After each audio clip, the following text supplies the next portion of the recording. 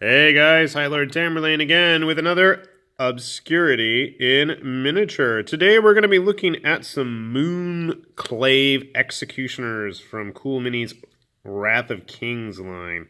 So these guys belong to the Goritsi faction, which is the faction of werewolves and vampires and gypsies and the undead and other random stuff. But there we have our Moonclave. I want to say Moonglaive, but that's not right. Moonclave Executioners with big, oversized hatchets, and I don't know what's going on in his hand there. A brass knuckle or a meat tenderizer or something, because this dude's got like a hook. I don't know. Shall we open them up? We have two Moonclave Executioners. So, for two figures, we have this big, fat box. Come on, Cool Mini. Come on, come on. Not a fan, because it's the same gripe I have with Privateer and all their stuff too. So, big plastic tray, which has what inside? Plastic. Plastic inside of plastic, inside of plastic, inside of plastic. So these look to be about 40mm bases. And our card, we only get one card for two guys. Oh, nope, I'm wrong. They are 50mm. Really? Okay. Yeah, so if you're in the mood for big giant wolves of any kind, I mean, honestly and truly, the Goritsi are your go-to faction. I think you can probably get boxes of these dudes cheaper than actual Wolfen from Confrontation these days. So if you want to do like a Kings of War, Werewolf Army, Herd Army, or whatever they're called, I mean, you're good to go. So, let's take a look at our first one there. Not too many parts. So I've heard people complain, oh, the Wrath of King stuff is so fiddly, oh, I can't put it together. And I say, for shame, people, for shame. They're not that bad. Most of these guys honestly can just be dry fit together. And that's what I'm doing, is I'm attempting to... There we go.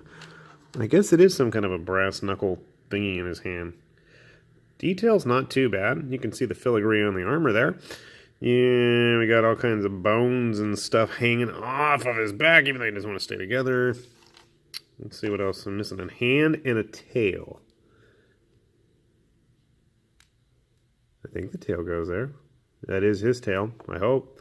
Wouldn't be the first time I have random parts from another figure stuck in a Wrath of Kings bag. Okay, that looks about right. Obviously, I'm going to sit down and spend some time actually putting this guy together rather than just dry fitting him, and they're not kidding, that is a big honking cleaver. Sadly, not a lot of surface detail on it. So if you're a really good painter, I'm sure you can make that look fantastic. I'm not. It's probably going to be silver and shiny, and that's about it. So, you know, it is what it is. I don't want to pop... Oh, I guess I can pop open that dish. Oh, one thing to note... If you're familiar with the first wave of Wrath of King stuff, especially the things that were released during the original Kickstarter, all of the figures had a little peg. And I'm assuming that peg was so you can drill a hole into whatever their base was and then stick them on there.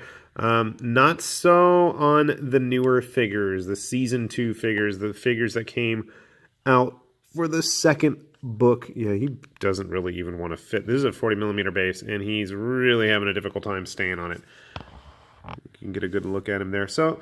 overall, cool looking figure.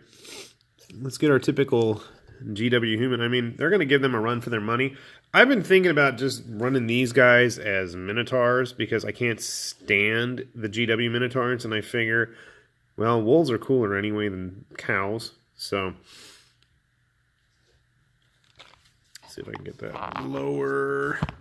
Lower. We need to go lower. Get my finger out of the way, preferably. There we go. That kind of works. Let me grab his actual base, because it needs to be said.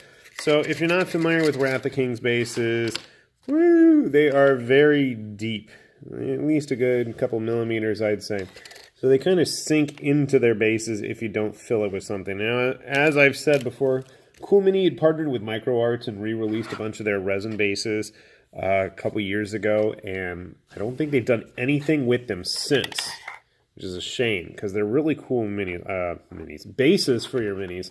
Every now and then I go check out eBay and see if I can scrounge some up, but they're getting scarcer and scarcer, and Cool Mini didn't want to discount them as badly as they have in the past this year for their Black Friday sale. But yeah, all right, I'm rambling. That's okay.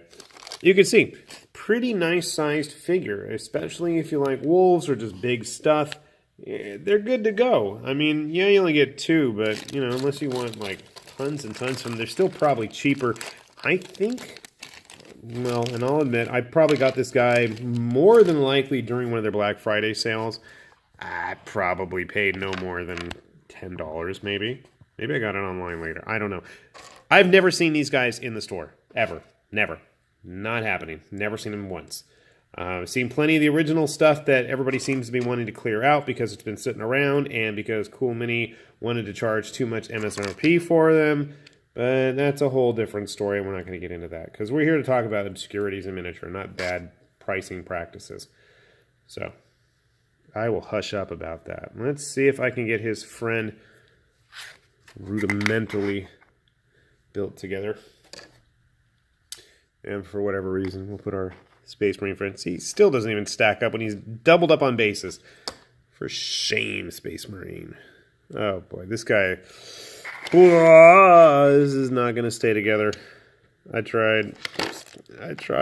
He just doesn't want to. I'm going to have to glue him.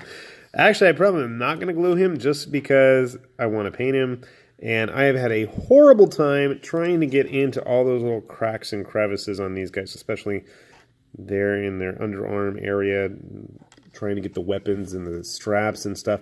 And that's one thing the Goritsi, the Wolves especially, the Scorza, I believe they were called, have tons of. They have lots and lots of straps and tassels and buckles and things like that.